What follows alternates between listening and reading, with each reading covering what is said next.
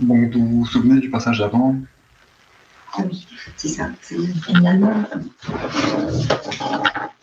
On prêche sur les moutons et les chèvres, puis le fait que Dieu satisfait nos besoins si on le laisse faire. Et donc une femme qui lui dit Dieu, Jésus, on a un besoin, on a faim. Satisfait notre faim. Prouve-nous que Dieu satisfait les besoins, et donc il multiplie les pains et les poissons. Et la conclusion de ce passage, voilà, c'est que tout est esprit-conscience rendu visible. Et quand on agit purement par amour pour satisfaire les besoins des autres, seules les limites de l'imagination de l'homme, seule l'imagination de l'homme fixe des limites au travail du Père. Et comment il a fait ce miracle, en fait? Comment il a fait ce miracle? Est-ce qu'il a analysé dans sa conscience la composition? Non. Oh, je pense pas. Comment il l'a fait? Et par amour pour les gens et par amour pour Dieu. Comment il explique dans les lettres comment il a fait ce miracle? Vous vous rappelez pas? C'est les matières, je ne me rappelle plus. Ouais, il disait que de toute façon, il ne se posait même pas la question de savoir. Qu'est-ce qu'il explique dans les lettres? Il disait qu'il était sûr de. Il demandait au père, et puis voilà, ça le sert automatiquement. Puisque... C'est la matière qui devient conscience. La conscience qui devient matière. Ah oui, ouais, la conscience qui devient matière. Oui, je me rappelle plus. Il y a quand même une condition, hein. C'est qu'il dit dans une conscience d'amour, on agit purement pour accomplir le bien d'autrui, c'est quand même important. Hein.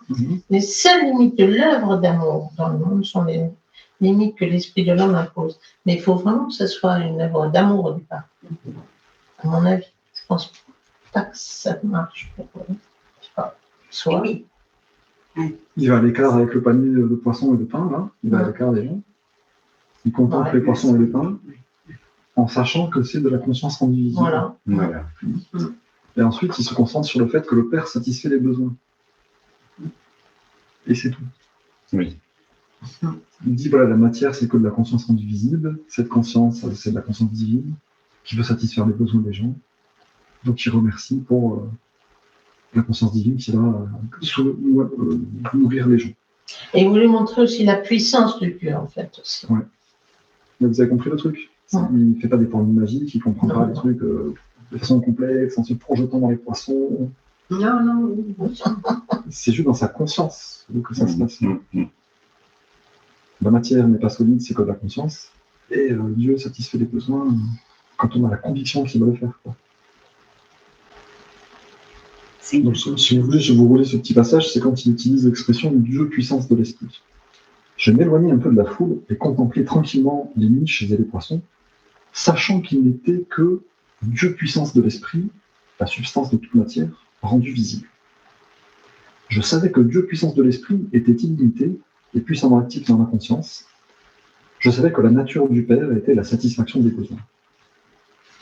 Comme je bénissais la nourriture, je sentis la puissance s'écouler, Je pris alors les paniers, je les donne aux autres, me sentant absolument certain que tous auraient autant de nourriture qu'ils en avaient besoin. Et donc, on peut faire ça, c'est ça qui est incroyable. La condition d'avoir une conviction suffisante. C'est tout simple. C'est que de la conscience invisible. Cette conscience est infinie, éternelle, partout, et sa volonté, c'est de satisfaire les besoins. Oui. Je focalise là-dessus pour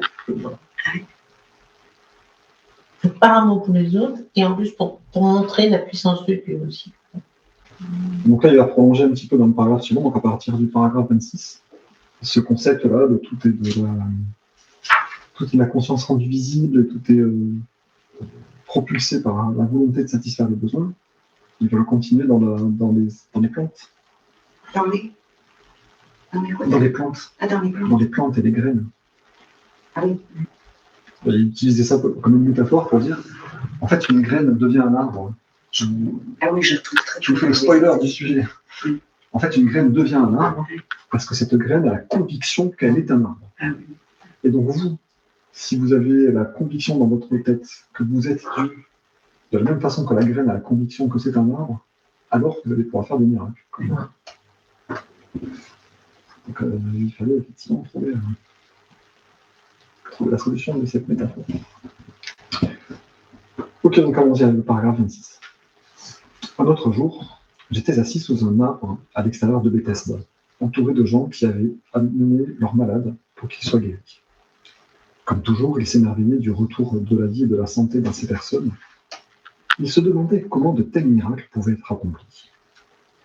À nouveau, j'essayais de leur faire comprendre la puissance de la foi. Dans les évangiles, il a été déclaré que j'ai dit que si un homme avait une foi de la taille d'un grain de moutarde, il serait capable de déplacer des montagnes. Cette déclaration est une mauvaise interprétation de ce que j'ai vraiment dit, et elle révèle combien mes disciples et les évangélistes avaient peu compris mes enseignements quand nous étions sur terre. Si une personne avait une foi de la taille d'un grain de moutarde, qu'est-ce que cela veut dire? Comment peut-on mesurer la foi d'une telle façon? La foi est la foi. C'est une puissance de conviction totale dans l'esprit, possédant l'esprit, et elle ne peut pas se limiter en taille. La foi provenant de votre besoin de croire à quelque chose, parce qu'une telle croyance servira vos buts d'une certaine façon, peut être puissante et forte, mais ne pourrait jamais se être évaluée en taille. La croyance est encore plus forte. La croyance est le résultat de l'ouïe-dire et de la logique. Parce que vous avez entendu quelque chose et que vous avez été convaincu que ce que vous avez entendu ou lu est vrai, vous développez une profonde croyance en ce que vous avez entendu. Vous croyez que c'est vrai. Vous le croyez de manière totale, absolue, qui défie la contradiction. Je disais constamment aux gens, croyez que vous recevrez, et vous recevrez. Cependant, je savais à cette époque qu'il serait presque impossible pour les gens d'avoir jamais la foi qui pourrait faire arriver des miracles. Car qu'importe combien je pourrais leur expliquer la vérité, ils n'auraient toujours pas l'intense connaissance qui m'avait été donnée dans le désert. Mais maintenant, si je relate dans une faible mesure l'histoire de mon séjour sur Terre en Palestine, c'est avec l'intention que vous, mon lecteur, vous commenciez à percevoir et à comprendre la connaissance que j'ai reçue pendant mon illumination. Mon intention est de vous donner la connaissance. Vous dire, c'est quand on vous dit quelque chose, mais que vous ne pouvez pas véritablement prouver que c'est vrai. La connaissance, c'est quand vous avez entendu quelque chose ou lu quelque chose, et parce que ce que vous avez entendu ou lu maintenant coïncide avec logique et réalisme, avec tous les éléments de connaissance associés déjà présents dans votre esprit, et que vous pouvez le comprendre et le croire d'une façon réaliste et logique, alors la nouvelle information devient connaissance. Vous savez que ce que vous savez maintenant est vrai. Vous en avez la conviction. Ce paragraphe-là, il est important. Alors, il commence par la croyance et continue par la connaissance. Mais la connaissance, là, je pense qu'il ne dit pas vraiment que c'est de l'expérience qui donne la connaissance. Il n'utilise pas le mot expérience. Il dit quand vous pouvez le comprendre et le croire d'une façon réaliste et logique. Mais il ne parle pas vraiment d'expérience. Or, moi, je pensais que la connaissance, c'est quand on a eu une croyance qui s'est transformée en expérience. Donc, ça donnait la connaissance. Mais non, c'est pas tout à fait ça. D'après ce que je comprends, hein. Peut-être que je me trompe, mais bon. Mais c'est qu'il ne parle pas d'expérience, parce que là, il parle dans le cadre de « je vous écris des lettres et je veux vous donner de la connaissance ». Oui. Au début du paragraphe 27, il dit « voilà, je savais que les gens ne pourraient pas faire des miracles parce qu'ils n'avaient pas eu la connaissance qui m'avait été donnée dans le désert ». Donc la connaissance que lui a reçue dans le désert, c'était une expérience. Là, c'était une expérience. Donc lui, il veut nous transmettre ça. On n'a pas fait de l'expérience du désert, mais il veut nous transmettre cette connaissance. Oui. C'est pour ça qu'il parle pas d'expérience. Oui, d'accord. Donc l'expérience existe quand même en deçà, quoi. Bien sûr. La connaissance vient de l'expérience. Mm-hmm. Et lui, il tente à travers les lettres de nous donner ça, et donc il explique. Qu'est-ce qu'il explique? C'est pour ça qu'il dit façon réaliste, peut-être. Je vous relis cette phrase. Oui, parce que c'est pas très clair quand même. Parce que ce que vous avez entendu ou lu coïncide avec logique et réalisme, avec tous les éléments de connaissance associés déjà présents dans votre esprit, et que vous pouvez le comprendre et le croire d'une façon réaliste, la nouvelle information devient connaissance. Donc on lit quelque chose, ça coïncide avec logique et réalisme, avec tous les éléments de connaissance associés déjà présents dans votre esprit. Et que ensuite on peut le comprendre et le croire d'une façon réaliste et logique, alors la nouvelle information devient connaissance.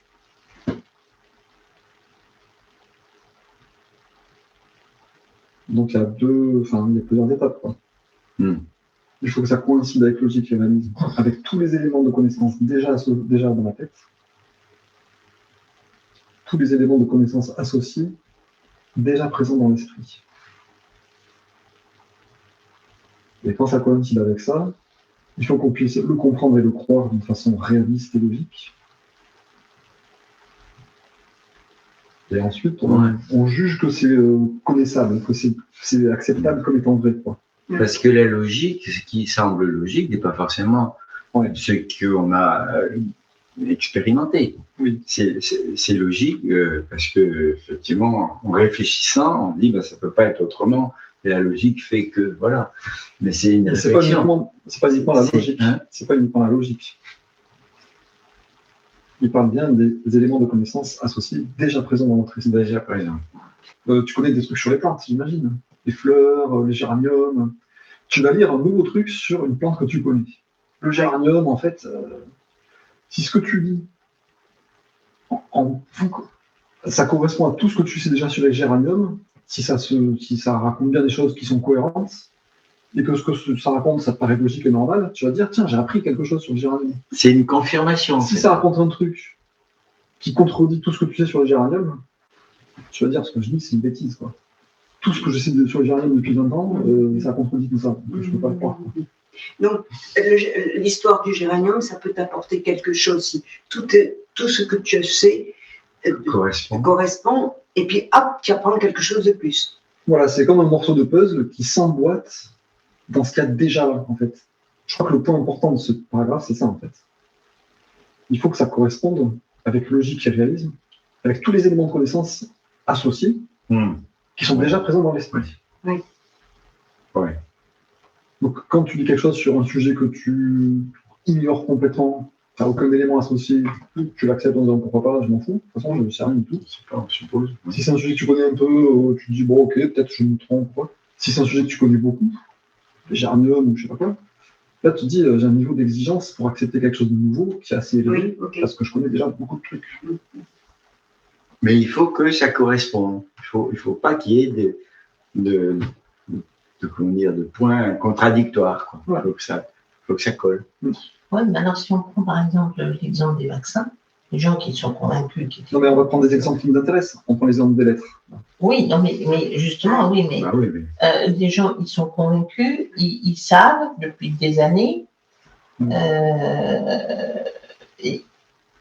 ils sont convaincus parce qu'on leur a dit. On leur a dit, on leur a dit. Ils sont en accord. Voilà, on leur a dit, par exemple, les vaccins ont soigné la rougeole, la variole, enfin, des trucs. Et puis, ils n'ont pas expérimenté ça. Ils ont appris ça, on leur a dit ça, ils y ont cru. Ils l'ont quand même expérimenté. Pas forcément eux-mêmes, pas personnellement. On va rester sur des sujets spirituels. Et on parle des vaccins. Mais oui, mais c'est un peu. C'est ça, il faut quand même ça l'appliquer. c'est la vie, mais la vie est spirituelle, quoi. Non, c'est pour faire le lien avec la suite, en fait. Oui. C'est un paragraphe, c'est tout. Il ne faut pas non plus se creuser la tête. Non, mais il faut pas. Enfin, ce qui est intéressant, c'est de creuser l'enseignement en se disant en quoi nous, ça nous concerne, en fait. Tu vois, oui, mais justement. Ah oui, dans notre vie. Nous, ça nous concerne. Parler des autres, des croyances des autres, qui se vaccinent les autres, nous, on s'en fiche. Il faut se dire, moi, alors, en quoi je suis concerné dans ce truc-là Oui, mais alors, attends.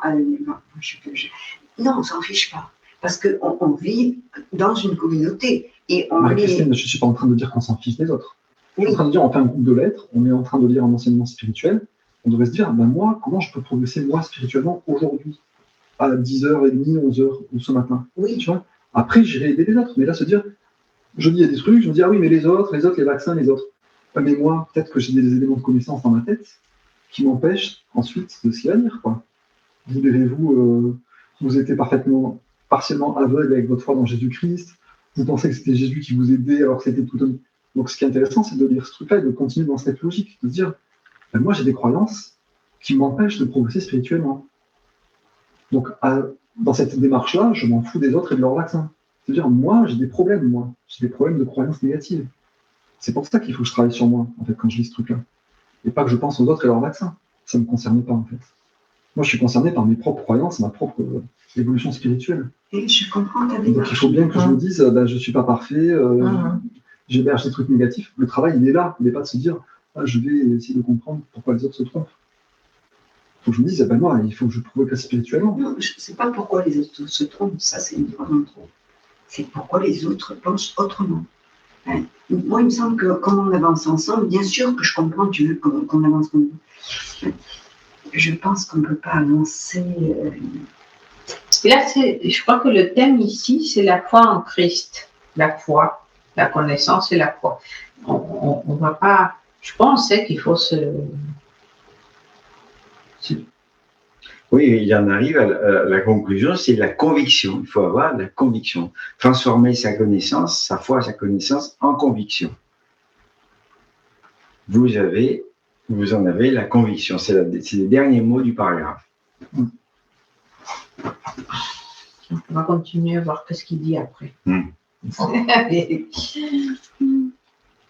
voilà, quand ça correspond bien, vous savez que ce que vous savez est maintenant vrai, vous en avez la conviction. Jusqu'à présent, certains parmi vous ont eu foi en Jésus-Christ, mais vous avez été comme des enfants précoces. Votre foi a été partiellement aveugle et docile, bien que mêlée de beaucoup de doutes. Par conséquent, quand vous avez besoin que quelque chose soit fait pour vous, vous dépendiez de Jésus pour que le travail soit accompli. Alors qu'en fait, la plupart de ce que vous croyez avoir obtenu directement de Jésus a été votre propre foi en Jésus, rendue visible sous la forme de choses demandées. Bien que cette foi enfantine soit très importante pour votre bien-être, ceux d'entre vous qui sont capables d'avancer sur le chemin spirituel vers la perfection doivent maintenant accéder à un niveau plus profond de véritable connaissance de la relation entre l'esprit et la matière. Sans cette fondation, les gens continueront à patauger dans les mythes religieux et seront enfermés dans la souffrance de la condition humaine. Donc là, vous voyez un petit peu le lien donc, avec le paragraphe au-dessus. C'est bizarre. Moi, les premières fois où j'ai lu ce paragraphe, parce que j'ai du mal à comprendre. C'est pas très clair. En fait, au départ, les gens ils pensent que Jésus a la capacité de le faire, mais ils ne pensent pas qu'eux aussi pourraient avoir cette capacité-là. C'est ça. Il dit, vous avez foi en Jésus, mais vous êtes dépendant de Jésus. C'est-à-dire que vous pensez que Jésus peut faire ça, mais pas vous. Donc, vous avez une foi enfantine en Jésus. Quand vous avez besoin d'un truc, vous demandez à Jésus en croyant que c'est Jésus qui vous l'apporte. Et voilà. Alors qu'en fait, la plupart de ce que vous croyez avoir obtenu directement de Jésus a été votre propre foi en Jésus rendue visible sous la forme de choses demandées. Donc, c'est qu'on fait nous-mêmes des miracles, et voilà. Mais on ne s'en rend pas compte, on croit que c'est Jésus qui les fait et pas nous. Exactement, voilà, c'est ça. Ouais. On a une mauvaise compréhension de la foi de semer et récolter. Et c'est pour ça qu'à la fin de ce paragraphe, quand c'est plus en gras, là, en gros, ceux d'entre vous qui sont capables d'avancer sur le chemin spirituel vers la perfection doivent maintenant accéder à un niveau plus profond de véritable connaissance de la relation entre l'esprit et la matière. Donc là, on continue la thématique des pains et des poissons et de créer des fermes miracles. Au lieu de croire que c'est Jésus qui, parce qu'on a été gentil, veut bien nous donner, se dire, moi, c'est ma conviction, en fait, qui crée les choses qui m'arrivent. Et donc, il faut vraiment une nouvelle connaissance de la relation entre l'esprit et la matière. Il faut que j'arrête de croire que si je fais les bonnes contorsions, si je me montre bien docile, c'est Jésus, de sa hauteur, qui va me concéder à me donner des choses. Il faut que je me dise, mais c'est moi-même, tout seul, Jésus, il peut m'aider pour m'inspirer, et c'est pas lui qui va intervenir dans ma vie à ma place. C'est moi-même qui me crée ce qui m'arrive. Dans le désert. Il se dit, j'ai faim, mais j'ai la faculté de transformer ces pierres en pain. Et ça, il a été arrêté en disant non, il faut demander. Voilà. Donc, alors, il n'a pas été arrêté. Hein. Il n'a pas été arrêté. Il a compris que s'il faisait ça, oui, enfin, il a compris que s'il faisait ça, il utilisait le pouvoir divin pour lui-même et donc ça lui serait retiré. Voilà, c'est ça. Parce qu'il allait se couper de Dieu avec son ego. C'est pas que quelqu'un d'extérieur allait le punir. Oui, non, mais d'accord. Il se disait, de moi-même, je vais me séparer de la création. Et c'est moi-même qui vais décider, j'ai faim, donc je prends ça, j'en fais du pain. Ouais. C'est pas du tout ce qu'il faut faire. Il faut dire, mon Dieu, j'ai faim, satisfais ma faim. Tu vois ? Donc il demande quand même. Oui. À Dieu, c'est pas Jésus. Il n'y a pas eu une intervention extérieure d'un super Jésus qui a dit au petit Jésus. Non, d'accord. C'est l'intuition divine en lui qui s'est dit, je vais faire une bêtise si je fais ça. D'accord, non, là on est d'accord. Oui. Mais on lui a dit quand même qu'il fallait demander. Alors, il y en a qui demandent à Jésus parce que Jésus, il a vécu et donc c'est plus facile. Mais lui, on peut demander à Dieu aussi, ou à la conscience divine, ou voilà. Tu vois ? C'est pas qu'on peut demander à Dieu aussi. Il faut demander. Rappelle-toi dans la lettre 6, il dit il faut bien que vous compreniez que moi-même, je ne suis qu'une béquille temporaire. Oui, non, on est d'accord pour Jésus. Donc il ne faut pas demander à Jésus, en fait. Il faut lui demander de l'inspiration, de l'aide, si on veut. Mais dans notre vie de tous les jours, il faut dire il faut que je compte sur Dieu. Voilà, on est d'accord. On est d'accord. Oui. Mais il faut quand même demander, passer par Dieu, par l'amour universel, par cette conscience universelle, et non le faire directement par nous-mêmes. Se croyant tout puissant. On ne peut pas faire des miracles. C'est ça. Voilà. On sait que c'est subtil à comprendre ce truc-là. Eh oui. La foi, Jésus. Oui, parce que moi j'ai compris que ta demande est déjà acceptée. Donc tu demandes et tu remercies en et voilà. Voilà. Il faut bien croire que ça y est, c'est fait, quoi. Oui. Voilà. Mais donc, il faut en passant par la conscience universelle.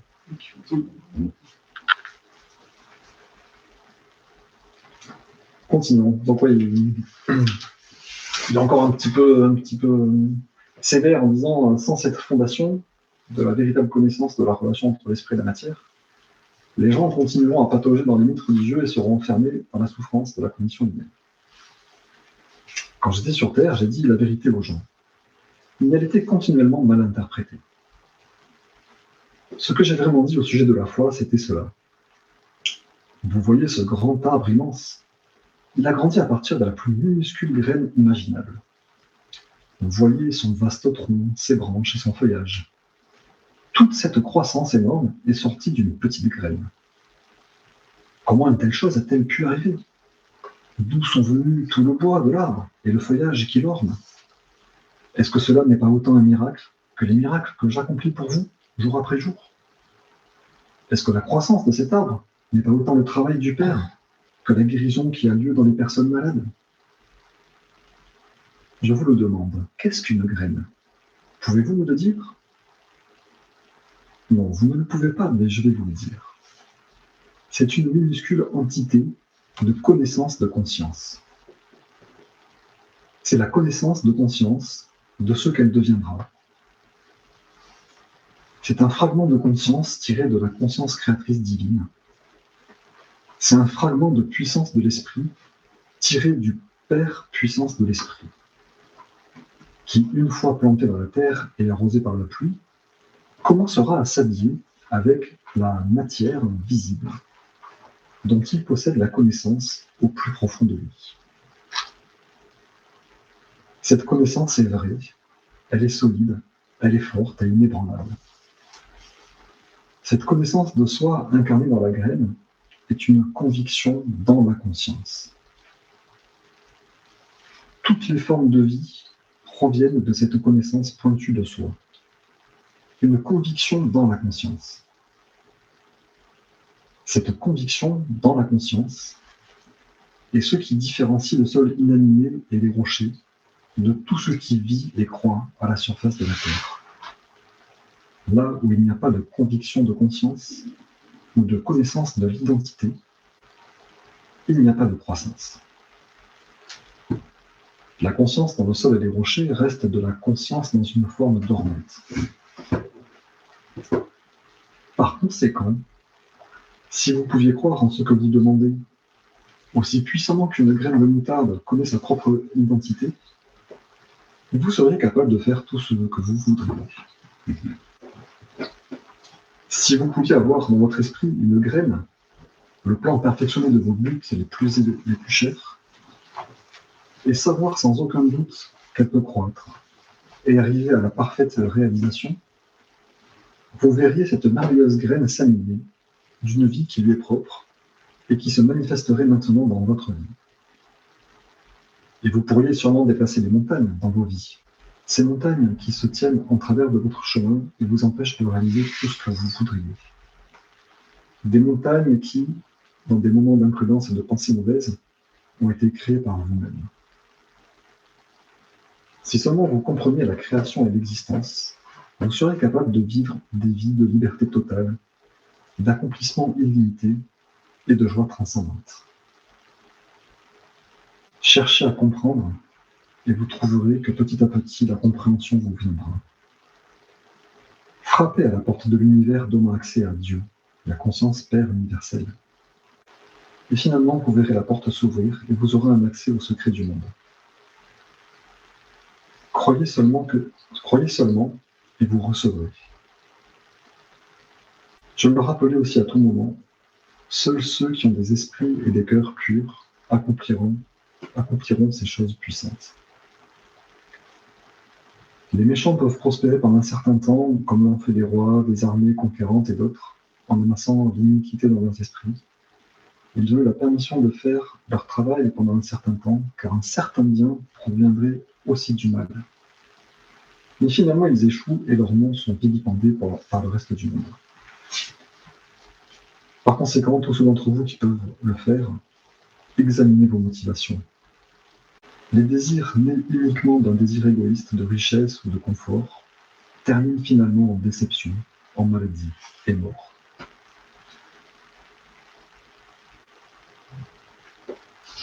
Il me dit, voilà, regardez cet arbre, il sort de toutes petites graines. Tout l'arbre, tout le bois, tout le feuillage, tout ça est sorti de cette conviction de conscience.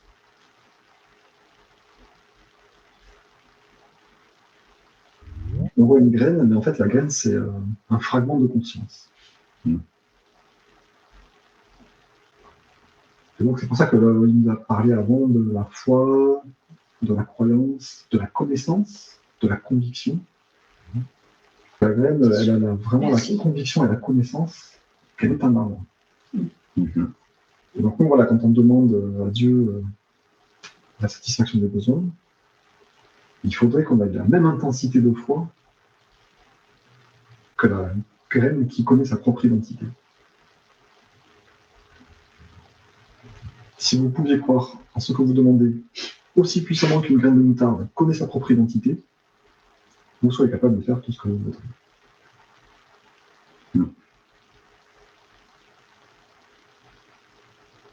Donc c'est pour ça qu'il y a 400 pages des lettres du Christ et il n'y a pas une seule page avec marqué les 4 vérités de l'existence. C'est qu'il essaie de nous transmettre cette connaissance pour que ça reste des suppositions, des croyances en l'air, ça donne de la vraie connaissance. Et c'est pour ça qu'il nous parle de beaucoup méditer, d'être beaucoup patient, de beaucoup demander de l'aide, de beaucoup demander à être libéré, pour que nous aussi on puisse faire des miracles. Il ne parle pas tellement d'avoir la conviction d'être Dieu, en fait, je me suis trompé, hein. Mais c'est avoir la foi dans ce qu'on demande. Oui. Si vous pouvez croire en ce que vous demandez, aussi puissamment, si vous pouvez avoir dans votre esprit une graine, le plan perfectionné de vos buts les plus chers. Donc c'est vraiment dans ce qu'on demande et dans ce qu'on attend de la vie, en fait.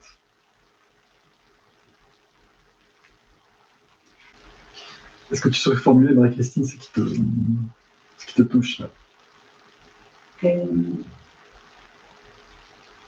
Moi, je croyais que tout était en évolution, si tu veux, et en plus, il dit que la matière n'est pas... oui. C'est notre regard qui fait que la matière est là. Je sais pas, il y a un truc de bon, c'est trop compliqué. Mais c'est parce je que là, découvre tout ça. Donc je me permets de te dire ça, c'est vraiment gentil. Non, parce que là, en fait, tu te dis, je croyais que tout était en évolution. Ça, dans les lettres, ça n'existe pas, en fait. Et après, je croyais, c'était quoi le deuxième truc, tu dis ben, que c'est nous qui créons voilà. la matière Ça, par notre bonheur. Ah ouais, tu vois, ça, c'est un truc de bouddhiste, de se dire, en fait, là, tout est illusion, c'est parce que je le regarde comme ça. Ça, c'est pas dans les lettres. Donc, ouais, c'est ça. C'est pour ça que là, on peut observer, tu vois, des éléments de connaissance qui sont déjà présents en toi. Et tu lis un truc, tu te dis, mais ça ne matche pas, en fait. Moi, je crois que je crée la matière avec ma perception. Donc, ce qu'il me raconte là, ça correspond pas, en fait. Moi, c'était pareil, hein, quand j'ai vu des lettres, ça rentre pas dans ma tête. Hein. J'ai des croyances qui ne correspondent pas à ce qu'il me raconte. C'est pour ça qu'on a besoin de méditer, de lire plein de fois, si on a envie, hein. Pour bien l'intégrer. Et comment vous interprétez ce truc-là? Ils ont eu la permission de faire le travail, les méchants et les dominateurs, hein, oui. Pendant un certain temps, car un certain bien proviendrait aussi du mal. Mais finalement, oui. Il peut en sortir quand même quelque chose de certain bien proviendrait aussi du mal. Ben déjà, ça peut donner un choix. Parce qu'on voit le mal et on voit le bien, ça peut donner aussi un choix. Ça peut permettre bien de... C'est le plaisir de faire du mal aussi. Voilà, c'est certains biens, c'est ça. Ils deviennent riches, je ne sais pas, ils deviennent puissants. Le problème, c'est quand même, ils ont la permission de faire cela. Apparemment... On a le livre arbitre, c'est ça. Car un certain bien proviendrait aussi du mal.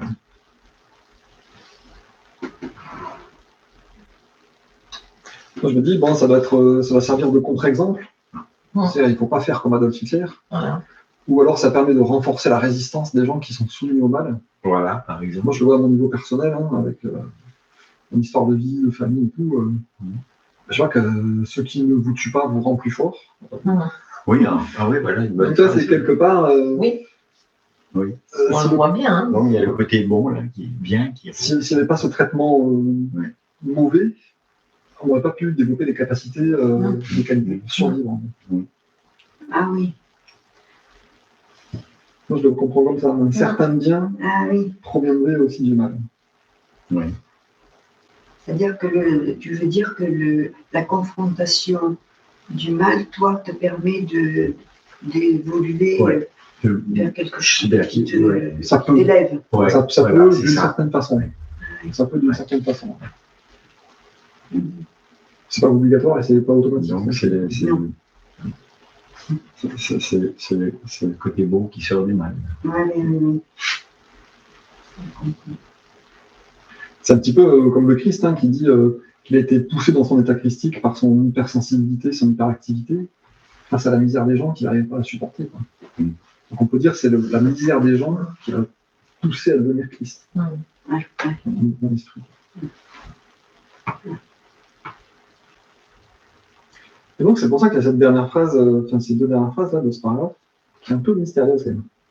Il vient de nous expliquer tout ça sur la foi, la graine, la connaissance. Il nous dit par conséquent, tous ceux d'entre vous qui peuvent le faire, examinez vos motivations. Les désirs nés uniquement d'un désir égoïste et de richesse et de confort terminent finalement en déception, maladie et mort. Je dis ça c'est quand même bizarre aussi. Je veux juste mon propre confort. Pourquoi ça doit terminer en... Non, c'est comparé quand les méchants, je pense. Si tu veux faire des choses méchantes ou juste égoïstes, tu peux les réaliser, mais en fait, le plus important, c'est l'amour. Donc, quand tu fais les choses avec amour et pour donner de l'amour aux autres, notre seul but, c'est ça, hein, c'est de donner de l'amour aux autres. On vient que pour ça. Hein. Donc, si c'est pas aligné avec donner de l'amour aux autres, c'est entre guillemets, c'est égoïste. Ça peut pas aller. Il faut que ça aille au truc de dire ça termine finalement en déception, maladie et mort. Moi, je le comprends comme parce que j'essaie par moi-même à satisfaire mes besoins. Et du coup, je me coupe de Dieu. C'est la même chose que de changer les pierres en pain, en fait. Ouais. Si vous cherchez par vous-même la richesse, le confort, le bien-être, vous vous coupez de Dieu, donc finalement, vous allez mourir. Vous allez être malade. Oui, mais si tu le fais connecter avec Dieu, Dieu te donne aussi de la richesse, te donne tout ce que tu en as besoin. Oui. Bah, de la richesse. Ouais, donc c'est pour ça. Satisfait tes besoins, entre guillemets. C'est pour ça que le truc, c'est de demander à Dieu, pas des choses définies, mais des choses de satisfaire des besoins. Et pas d'avoir ce truc-là de par moi-même, je vais essayer tout ça. La différence, elle est très subtile. Hein. C'est je cherche pas la richesse, je cherche le contact avec Dieu et je sais que tout va être facile, agréable. Et donc peut-être de la richesse et du confort aussi. Quoi.